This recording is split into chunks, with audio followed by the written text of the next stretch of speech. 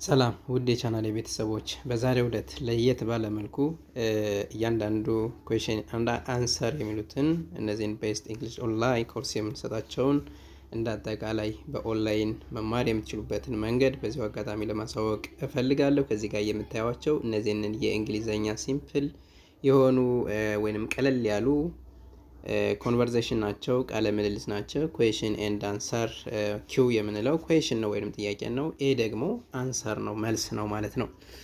ከመጀመሪያው ላይ ጀምሬ ኪው ዱ ዩ ላይክ ትራቭሊንግ ብሎ ይጠይቀዋል።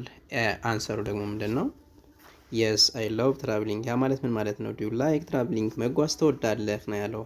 ኤ ደግሞ ምን አለው? የስ አይ ሎቭ ትራቭሊንግ ወይም ደግሞ መጓዝ እወዳለሁ አለው።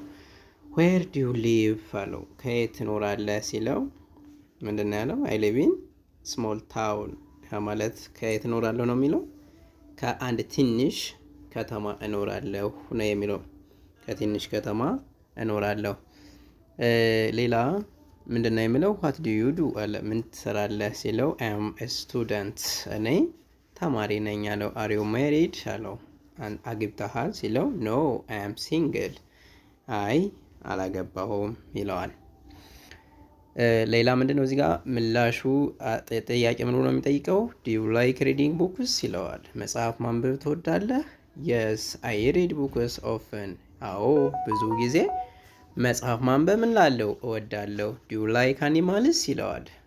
አኒማል ወይንም እንስሳት ትወዳለህ ማለቱ ነው።